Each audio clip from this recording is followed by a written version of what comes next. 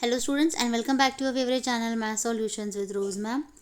आज हम करेंगे एससीईआरटी की पठन अभियान गतिविधि पत्रक क्रम संख्या 40 कक्षा 6ठी से 8वीं के बच्चों के लिए। और डेट है 7 मार्च 2022 की हमारी आज की ये वर्कशीट है। तो इस वर्कशीट में बच्चों आपको यहाँ पे एक लोक कथा दी हुई है, रंगीन मछली और मछुआरा। और सिक्किम की ये आपकी लोक कथा है जिसको आज हमें रीड करना है। और उसके ऊपर 3 क्वेश्चन इसमें बेस्ड दिए हुए हैं, इसके ऊपर आधारित उन तीनों क्वेश्चन के हम आंसर्स भी साथ में लिखेंगे। तो चलिए अब हम वर्कशीट को शुरू करने से पहले आप सभी से रिक्वेस्ट है कि प्लीज़ चैनल को सब्सक्राइब कर दीजिए और बेल आइकन को प्रेस कर दीजिए। भारत की विविधता में एकता का उत्सव मनाने और उसे सुदृढ़ बनाने के लिए देश में एक भारत श्रेष्ठ भारत अभियान चलाया जा रहा है। इस कार्यक्रम के तहत राष्ट्रीय राजधानी दिल्ली को सिक्किम से जोड़ा गया है। तो बच्चों आज हम इसी राज्य की एक लोककथा को पढ़ते हैं। तो ये तो आप जानते हैं कि एक भारत श्रेष्ठ भारत अभियान जो है आपके स्कूल में मनाया जा रहा है, जिसमें जो दिल्ली को सिक्किम जो है वो राज्य उससे जोड़ा गया है। ठीक है, तो सिक्किम दिल्ली के बच्चे जो हैं वो सिक्किम के बारे में जानेंगे और सिक्किम के बच्चे जो हैं वो दिल्ली के बारे में जानेंगे। वो जो दिल्ली की जो सिक्किम है वो एक पेयरिंग स्टेट है। ठीक है, तो जिसमें आपने सिक्किम प्रोजेक्ट भी किया हुआ होगा अपने क्लास में और मैंने उसके ऊपर वीडियो भी शेयर करी है, तो आप उसका भी लिंक मैं दे दूँगी, आप उसको भी देख सकते हैं कि किस तरीके से आपको सिक्किम का प्रोजेक्ट बनाना है। अब पढ़ते हैं कहानी। तेनजिंग छोटा ही था जब उसके पिता घर छोड़कर निकल गए थे।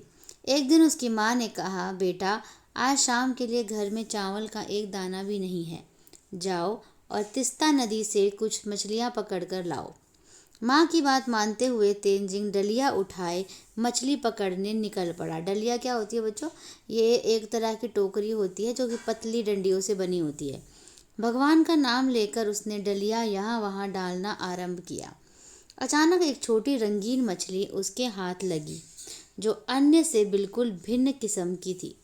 सुनहरा रंग, लाल आंखें और कई रंगों से भरी उसकी पूंछ ने उसका मन इतना मोह लिया कि उसे अपने घर में रखने की चाह हुई। यकायक उसके कानों में आवाज़ आई, यकायक मतलब अचानक, मुझे छोड़ दो, मैं जीवन भर तुम्हारा उपकार नहीं भूलूंगी, मछली ने कहा तेनजिंग को। टोकरी में मछली को मचलते देखकर उसने कहा, अगर मैं तुम्हें छोड़ दूंगा तो अपनी माँ को क्या दूंगा और फिर आज हम क्या खाकर अपनी रात गुजारेंगे। मछली बोली, तुम साहसी लड़के हो, कुछ और अधिक मेहनत करोगे तो ज़्यादा सफलता मिलेगी, तुम अधिक से अधिक मछलियाँ पकड़ लोगे। मुझे छोड़ दो मेरे भाई, अगर मैं समय पर घर नहीं लौटी तो मेरे माता पिता बहुत परेशान हो जाएंगे, इसलिए मुझे छोड़ दो। मछली की बात को सुनकर उसके मन में मछली के लिए दया आ गई। वह सोचने लगा, उसे यदि अपने माँ बाप से बिछड़ने का दुख हुआ तो वह इस पाप का भागीदार होगा। मछली को भी वह दुख ना हो जो उसके पिता से बिछड़ने के कारण उसे हो रहा है। यह बात मन में आते ही वह नदी की ओर लौटा और उस सुनहरी रंगीन मछली को नदी में छोड़ दिया। ठीक है, तो जब उसने देखा कि भाई वो तो ये कह रही है कि भाई मैं अपने माँ बाप से अलग हो जाऊंगी, मेरे माँ बाप मेरा वेट कर रहे हैं, तो मुझे मत पकड़ो, मुझे मत खाओ, मतलब क्योंकि वो बना करके उसको लेकर के खाने ही जाएगा। तो जब वो मना कर देती है, उसके आगे रिक्वेस्ट करती है, तो तेनजिंग देखिए क्या करता है, मान जाता है। तेनजिंग टोकरी में अन्य प्रकार की मछलियों को लेकर घर लौटा। ठीक है, मतलब वो वाली मछली नहीं लेकर आया, दूसरी मछलियाँ लेकर आया। रात को माँ का परोसा खाना भी उसे अच्छा नहीं लगा, उसे पसंद नहीं आया खाना। सपने में भी तेनजिंग ने उसी सुनहरी मछली को देखा। सुबह होते ही तेनजिंग डलिया और टोकरी लेकर नदी की ओर निकल पड़ा। नदी में पहुंचने पर उसने डलिया पानी में डाली, यानी वो फिर टोकरी उसने पानी में डाली। इतने में उसे लगा एक सुनहरी मछली पानी में उछलते हुए उसी की ओर आ रही है। उसे एक आवाज़ सुनाई पड़ी, क्यों भाई, तुम्हें शायद पता नहीं, मैं इस नदी के राजा की बेटी हूँ। जब मैंने अपने माता पिता से तुम्हारी कृपा से जीवन दान मिलने की बात कही तो वे बहुत खुश हुए और उन्होंने तुम्हारे लिए एक उपहार भेजा है। उपहार मतलब गिफ्ट जो है, प्रेजेंट भेजा है। तेनजिंग ने उपहार की पोटली लेकर धन्यवाद दिया। घर पहुंचकर माँ को मछली के दिए उपहार की पोटली देकर सारी बात बता दी। इसके बाद देखते हैं, थोड़ी लंबी स्टोरी है लेकिन ध्यान से सुनिएगा, क्योंकि अगर आप स्टोरी को ध्यान से सुनते तभी आप जो इसके ऊपर आधारित प्रश्न है उसके उत्तर भी जान पाएंगे। माँ ने बेटे की बात सुनकर पोटली खोली तो देखा उसमें मोती की सुंदर माला और सुंदर सुंदर सीपियों के हार थे। उपहार को देखकर माँ का मन बहुत प्रसन्न हुआ। माँ कहने लगी, कितने सुंदर हैं ये सब, मछली को हमारा धन्यवाद कहना, लेकिन इतना ध्यान रखना हम मेहनत कश लोग हैं। मेहनत कश मतलब जो मेहनत करने वाले होते हैं, हमें मेहनत का ही खाना चाहिए, दूसरों की संपत्ति का लालच नहीं करना चाहिए। उसने माँ की बातों को गांठ बांध लिया। दूसरे दिन तेंजिंग बहुत बन ठन कर नदी किनारे आया, जहाँ मछली राजकुमारी अपने माता पिता से उसे मिलवाने के लिए उसका इंतजार कर रही थी। राजकुमारी ने तेंजिंग को कछुए के ऊपर सवार होने को कहा और दोनों जल यात्रा कर मत्स्य लोक पहुँचे। राजा ने अपनी बेटी को जीवन दान के लिए तेंजिंग का आभार व्यक्त किया। तुम्हारे स्वभाव और एहसान से हम बहुत प्रसन्न हैं, इसलिए बोलो तुम हमसे क्या चाहते हो। वहाँ की सुंदरता देखकर तेंजिंग बहुत मोहित हो गया था, इसलिए उसने कहा, मैं ऐसे ही बहुत खुश हूँ। मुझे अपना और अपनी माँ का पेट पालने के लिए मछली पकड़ने आपके इलाके में आना पड़ता है।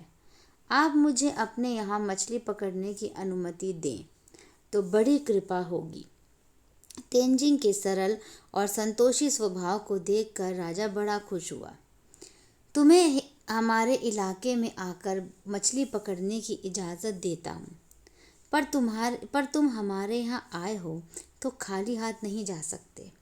यह लो हमारी ओर से उपहार। उपहार में मिले हीरे मोती लेकर तेंजिंग ने अपने घर लौटने की अनुमति मांगी। तो फिर वो वहाँ से बातें करके और वो जो उपहार था वो ले करके अपने घर पहुँच गया अपनी माँ को दिखाने के लिए। दिन भर काम के बोझ में थका हुआ भी एक बार वह राजकुमारी से मिलने अवश्य जाता। एक दिन राजकुमारी ने कहा, मेरी माँ कहती है मेरा ब्याह होने वाला है, ब्याह मतलब उसकी शादी होने वाली है, इसलिए अब हमारा मिलना संभव नहीं होगा, पर मैं तुम्हारा एहसान कभी नहीं भूलूंगी। तेंजिंग इस बात को जानकर बहुत उदास हो गया। उसकी आंखों में आंसू उमड़ने लगे। वह भी जानता था कि वह उस सुनहरी मछली को कभी नहीं भूल पाएगा, पर अब मिलना मुश्किल होगा, यह जानकर वह बहुत दुखी हुआ और उदास होकर घर लौट गया। उस दिन से तेंजिंग ने शपथ ली, मैं किसी भी प्राणी को बेवजह कष्ट नहीं दूंगा। जीविका चलाने के लिए मछुआरे का मेरा काम करना ज़रूरी है, पर मैं बेवजह किसी के लिए परेशानी का कारण नहीं बनूंगा। तो तेंजिंग ने शपथ ली और ये जो है उसने डिसाइड किया। और ये जो है कहानी किस लोक कथा जो है वो किसकी है, डॉक्टर चूकी भूटिया जी की है। और इस पे आधारित बच्चों 3 प्रश्न हैं। पहला प्रश्न हम पढ़ेंगे और उसका फिर उत्तर लिखेंगे। इस लेख में जिन शब्दों के अर्थ और उच्चारण में आपको कठिनाई हुई उन शब्दों की सूची बनाएं और अपने शिक्षक शिक्षिका या परिवार के सदस्यों से उनके अर्थ और उच्चारण पूछकर उनका अभ्यास करें। तो चलिए, शब्दार्थ लिखने थे इस कहानी के, तो शब्दार्थ हम लिख लेते हैं। मैंने आपके लिए ऑलरेडी यहाँ पर लिख करके लगा रखा है, बस अब हम इसको रीड कर लेंगे। शब्द अर्थ, नंबर 1 है डलिया, पतली टहनियों से बनी हुई टोकरी। नंबर 2 किस्म, प्रकार। नंबर 3 भागीदार, हिस्सेदार। नंबर 4 लिखेंगे आप आभार यानी कृतज्ञता। नंबर 5 स्वभाव यानी आंसर है इसका अर्थ है प्रकृति। 5 हो गए। इसके बाद छठा है उपहार, भेंट। 7वां अनुमति, इजाज़त। 8वां संपत्ति, धन दौलत। 9वां मेहनतकश यानी मेहनत करने वाला। तो पहला प्रश्न बच्चों आपका यहीं पर फिनिश हो गया, ठीक है, ओवर हो गया। अब क्वेश्चन नंबर 1 इसका आप शब्द उतारिए, अर्थ उतारिए। इसके बाद हम करेंगे बच्चों प्रश्न नंबर 2।